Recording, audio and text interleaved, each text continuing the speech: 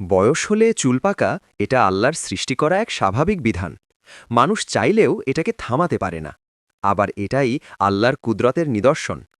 বর্ণিত আছে, আল্লাহর নবী ইব্রাহিম আলাইহিস সালামের চুল সর্বপ্রথম শুভ্র হয়েছিল, আর তখন থেকেই শুভ্র কেশ মানুষকে আলাদা মর্যাদায় পরিচিত করে। আল্লাহ যখন কারো চুল পেকে দেন, তখন মানুষের হৃদয়েও তার সম্মান বাড়িয়ে দেন। লোকেরা তাকে দেখে বড় মনে করে, মুরব্বী বলে শ্রদ্ধা করে। ইসলামে শুভকেশের রয়েছে বিশেষ মর্যাদা। রাসূলুল্লাহ সাল্লাল্লাহু আলাইহি ওয়াসাল্লাম বলেছেন, ইসলামের পথে যে ব্যক্তির একটি চুল সাদা হয়, কিয়ামতের দিন সেই সাদা চুল হবে তার জন্য নূর। আরেক বর্ণনায় এসেছে, প্রত্যেকটি শুভ কেশের বদলে আল্লাহ একটি করে নেকি লিপিবদ্ধ করেন, একটি করে গুনাহ মাফ করেন এবং একটি করে মর্যাদা বৃদ্ধি করেন। এই কারণেই রাসূলুল্লাহ সাল্লাল্লাহু আলাইহি ওয়াসাল্লাম শুভ্র কেশ উপড়ে ফেলতে নিষেধ করেছেন। সুতরাং শুভ্র কেশ লজ্জার কিছু নয়, এটা মুমিনের জন্যে আল্লাহর পক্ষ থেকে দেওয়া সম্মান আর কিয়ামতের দিনের আলো।